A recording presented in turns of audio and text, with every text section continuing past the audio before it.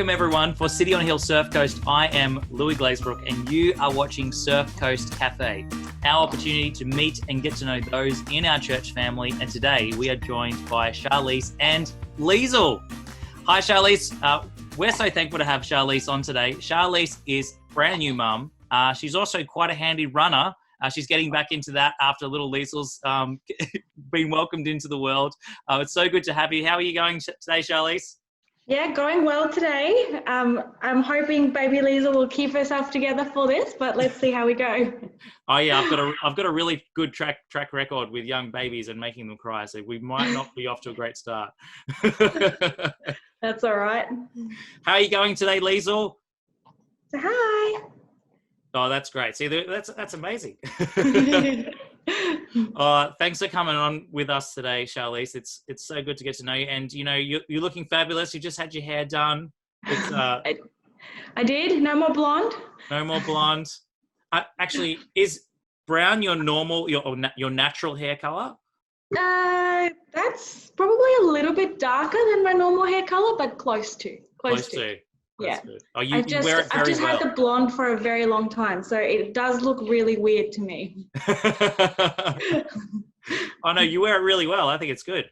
Good. I keep telling Esther to go like when we first met, she had like crazy red hennaed hair. Okay. It was that was her little rebellious moment when she left home to go to uni. I was like, you should do that again. She's like, never again. So maybe we could petition or we could all send her emails to do that. Anyway. Well, Paul thought I was going to make my hair purple. And then when I came home with brown hair, he was like, oh, it's brown. I was like, yeah, it was meant to be brown. It's meant to be brown. Oh, that's great.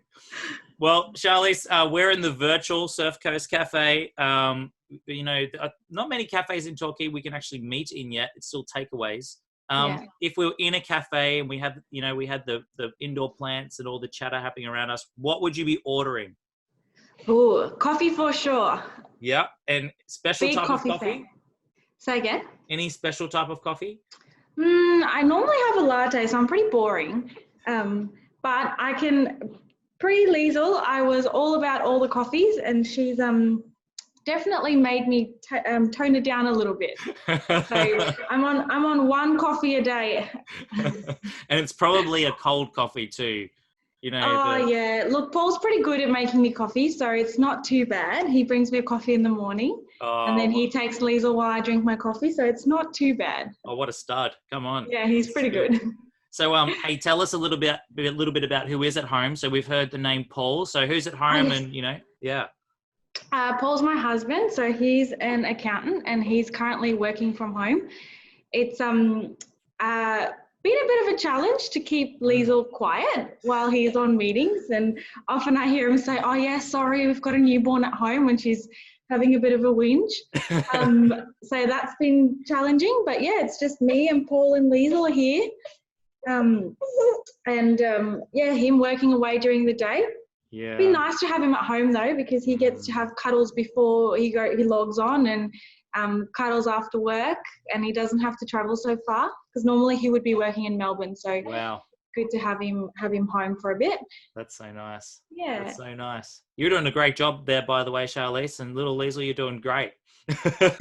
just me for the whole time.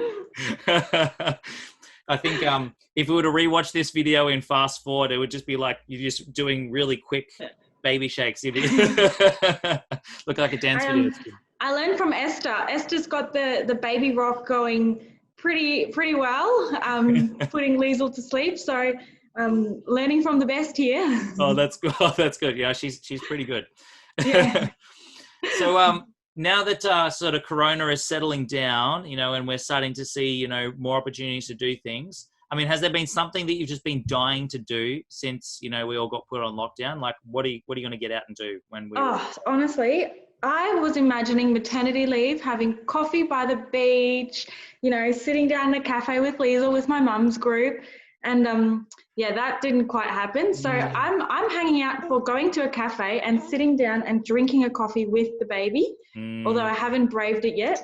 So that's definitely on my to-do list. Yeah. And I think getting back into exercise would be really nice. it's all good and fine to say you're doing it from home, but motivation is not really there. So hopefully when you go to a gym or something, it's a bit more structured and you'll feel motivated to do it. So that's the other thing that I'm looking forward to. But I think that's still a little while off with this one. So we'll see. We'll see. Esther's been good at getting me back to running with her, so that's been fun. At least it's something we can do together. That's great. Because what was your last run that you did together? Because you went with Sandra as well. I did. We did 5 kilometers, which I was dying. Because Esther and Sandra just kept going. I was like, I'm coming. It wasn't that bad, but I reckon if I did go by myself, I would have stopped a little bit earlier. Yeah, wow. And then Sandra goes, we don't stop until we reach 5 kilometers. And I'm like, oh my gosh, how far still is it to go? But I made it, and I am not hobbling today, which is good. That's great. That was yesterday we went for a run, so well done. I'm not as sore as what I thought I would be. It is a massive thing to carry around a baby for like 9 months, give birth, and then, to be sleep deprived looking after the baby and then to start exercise again. So, good on you. Liesl, she's still very small, and getting out and doing 5Ks. I'm going to, give away a little. I can't remember the last time I ran 5K. So well done to you. Esther's a crazy one. She's like on the 10Ks. I said to her, I was like, oh, I'll go running with you, but I can't do 10Ks. No, I think for me, like before Liesl, the running was something I did for me, and it was my mental outlet, and exercise was my mental outlet. And that's been really challenging, just staying at home, having her around me the whole time. And then if you do go out, you're constantly thinking, oh, is she okay? Yeah. Am I meant to get back home? So it was good yesterday to just go, okay, I'm going to leave her. She's fine with her dad. She'll be right. And just have some me time. And I think that was the first time I really left her more than probably 15 minutes with Paul. That's great. So, yeah, it was good. It was really good. You'll get really good at it soon. He's really good with her as well. So he's like, yeah, we were fine. We had a play. And I'm like, okay, I should do this more often. You should. You definitely should. Oh, it's great. Yeah. Oh, no, that's so encouraging. Hey, Charlize, we'd love to know a little bit about, your story, how Jesus became the hero of your story, and, what your journey with Jesus has looked like. Can you share a bit about your life from that perspective? I can. I have started this story before with my story is boring, after which I got told off. So I won't really start with my story is boring, but I don't have a very big come to Jesus moment. I got raised as a Christian. My family is Christian. My dad and my mum and my 2 brothers. We always just been going to church since I was born. Wow. Baptized as a little girl, and church was just normal for us on a Sunday. It was just something we did.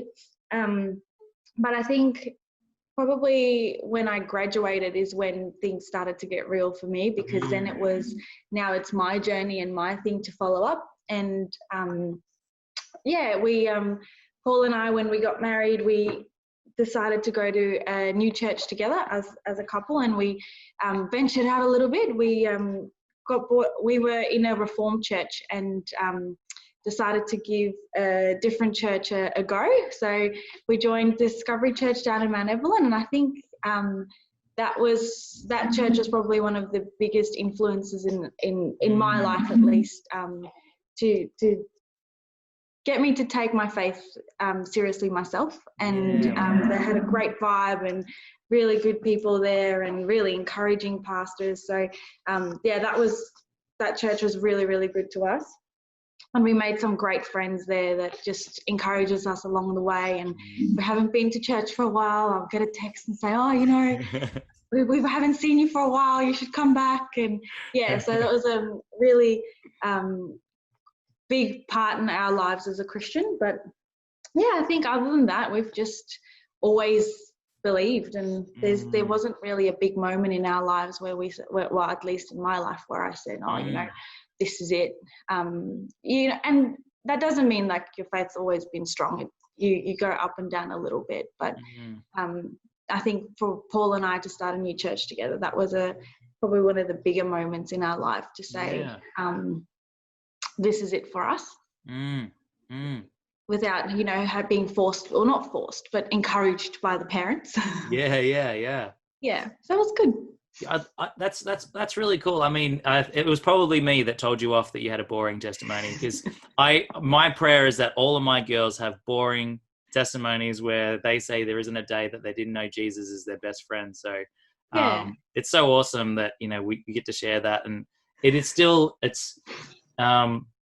beautiful just to see the work of God in the way that He just shepherds and carries us through life. Because I mean, look, all of us that have been to high school know that it can go one way or the other, and then university and all sorts of stuff. So, but I mean, Sorry. It is challenging when when you leave I went to a Christian high school, and when you leave your little bubble and you go to uni and work, and people go, "What did you do on the weekend?" You're like, "Oh, not everyone actually believes." Now I have to say, I went to church, and it is challenging in that way to move out of a bubble of where everyone you knew was Christian, and it was just a normal thing to do. I think it's challenging, but we've just always been Christian, I guess. It's great.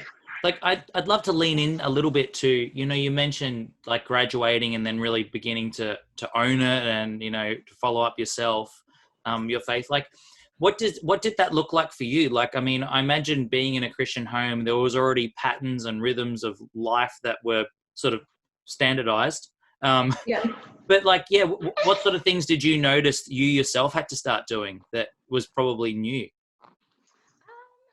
I guess we were a bit out of the ordinary in that sense because Paul and I got married really young. So I was 20 when Paul and I got married, and I think he was almost 22. Oh, good on you guys.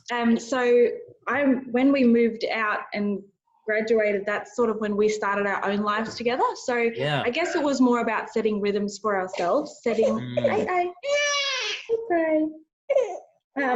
rhythms for ourselves and making our own traditions, or this is what we do on a weekend, and this is how we do life. So I think that was the trigger for us, moving in together and going, oh, okay, well, what now? And what does our faith together look like? Yeah, that's so great. So we I guess I was forced to do it because the family traditions or rituals stopped. But it was a good thing in the same sense. I think we needed something new, something fresh, something that was ours. Yeah. That's awesome. And so you settled into Mount Evelyn Church.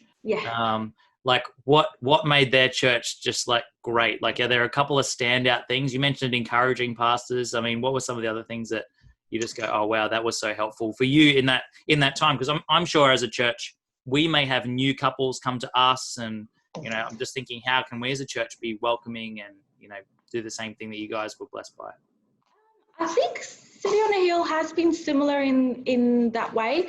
The main thing was we rocked up and everyone just welcomed us and said, hi, how are you? It was never a thing of, oh, there's a clique, or there's, we don't talk to those people, or, it was just super welcoming and a friendly environment. And then the pastors would always, make an effort to come over and say, hi, I noticed you're new here, and, have a bit of a chat and try and get you involved in a gospel community, you guys call it. They called it life groups. And we settled into a life group pretty quickly and made friends. And it was just always a really positive experience. And I think the other thing that just did it for me was their music. They have an absolutely amazing worship group, which they still have. And I definitely miss that, but I think the main thing was just always being welcomed, and it was never a matter of, oh, who are those people? Everyone's always coming up and saying hi and welcoming you into the community. So that was the big thing for us. Yeah, that's so good. That's great. It's so encouraging just to hear that, if some of those things are only small, aren't they? It's just a saying good day and being welcome, but the lasting effect that has is so excellent to sort of just to be reminded of that again.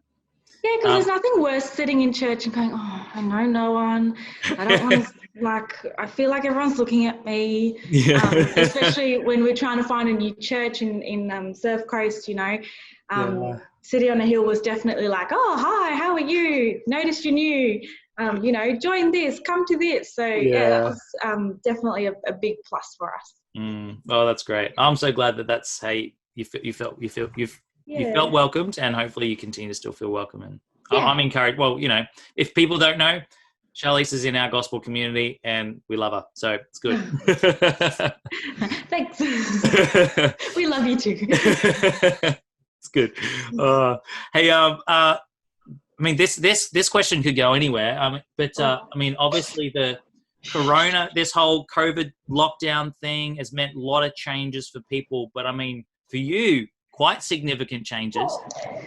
I don't think you will have expected, 6 months ago to be doing the whole baby thing in the midst of all of this. That's okay. Oh, it's okay. It's okay. It's okay. Louis talking to you. Yeah. Life can be very hard, Liesl. I know. When people want to feed you, it can be very tough.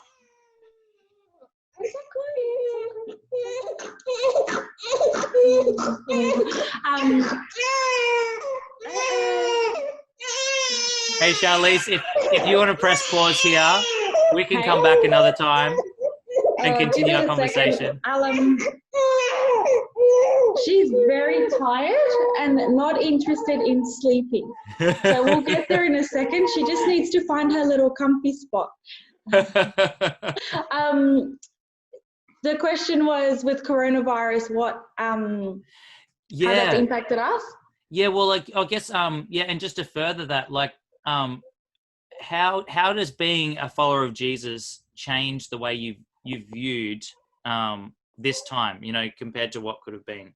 It's been really challenging actually, because we've sort of expecting the first baby, and you've got these ideals of how you think things are going to go and what's going to happen and all that, and at the same time the world is changing around you.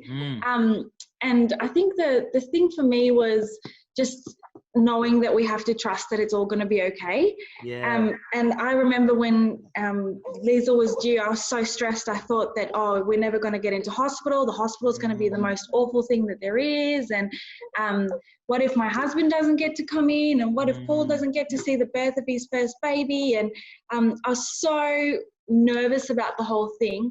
And I remember we were praying about it, and then the next minute she just arrived 3 weeks early. And I just thought, this must be a God moment. Like, this must be something that God knew we needed. So that's really, it's been an interesting time and a challenging time to be a Christian, because you just have to, keep believing and keep saying, this is part of God's plan, and this is what is in store for us. But as sucky as it's been, there's been positives. We weren't allowed visitors in the hospital, which was not great, but at the same time Liesl's had time with us for the first few days, few weeks actually, just to settle in and just find our own routine. And Paul's been at home, which is really good, which he normally wouldn't have been. So I think it's just about seeing the positives in the sucky situation. But the toughest bit is just to keep believing that it is part of God's plan, even though it's just been a roller coaster, really. I'm sure it's been a roller coaster for everyone, but I think for us there's been a few positives at least. I'm really encouraged by that, Charlize. That's really lovely, because there's two scenarios there that could play out. We could go through the sucky scenario and have no hope that someone good and powerful is over it, or you can choose to believe that actually God has a purpose for it, and He still is blessing you through it. And that's so great just to hear your faith at work, to keep making that choice to go, no, God's in this, and although I don't know exactly how it's going to finish, He's good, it's great. And it's so tough to just keep going, oh, there must be a point in this too. And then, it's just an extra thing every time. You're like, oh, it's still part of the plan, I'm sure. And often hindsight is a beautiful thing, because you kind of look back and you go, oh, actually, it wasn't that bad. Yeah. Or, that actually worked out really well. Yeah. Yeah. Oh, that's so lovely. That's so lovely. Thanks for sharing that. That's great. It's a real great, it's a great encouragement to me, at least, that when times do get sucky, we don't have to sort of blindly wade through it and, have a false grin on our face, but actually we can make the decision to trust God, but still accept that it sucks. Yeah. Yeah. So, and just, I think it's just just remembering that there is a plan. And when you're in the midst of it, it's really hard to do. Because you're kind of like, why are you doing this to me? First baby, I don't need the stress of a global pandemic. Can we just, have this baby and get it over and done with? But I think it's just remembering that there is a plan, even though at the time you will remember I was stressed beyond to just go to the hospital, and what about Paul can't come, and but now looking back, I'm like, oh, you know what? It wasn't all good. And what a wonderful gift of hindsight to also go, wow, God answered quite a few prayers in that time too, didn't He? I know.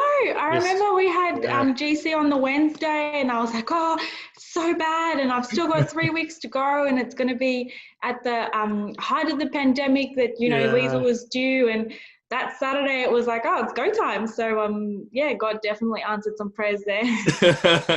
Oh, He's so good. He's so good. Oh, well, Charlize, that is so encouraging, and actually I think a good segue. Can I pray for you and Paul and Liesl there as we close our time together? That'd be great. Yeah. Thank you, Father, for this time we've been able to share. Thank you so much for how good you are, and thank you for your goodness to both Paul and Charlize, to just see them through their life up to where they are now. Thank you for saving them, for showing them yourself in Jesus, and for bringing them together and then bringing them to our church. Thank you for all the prayers that you've answered and are answering. We thank you for baby Liesl, and we just pray you would bless them as parents, help them to give Liesl a really boring testimony too, as you work in her heart also. Continue to be with us, we pray. In Jesus' name, amen. Thanks, Charlize. You've done so well. Good on you. Sorry for the little crack in the middle, but that's all right. No worries at all. That's how we roll, Surf Coast Cafe. I'll see you later.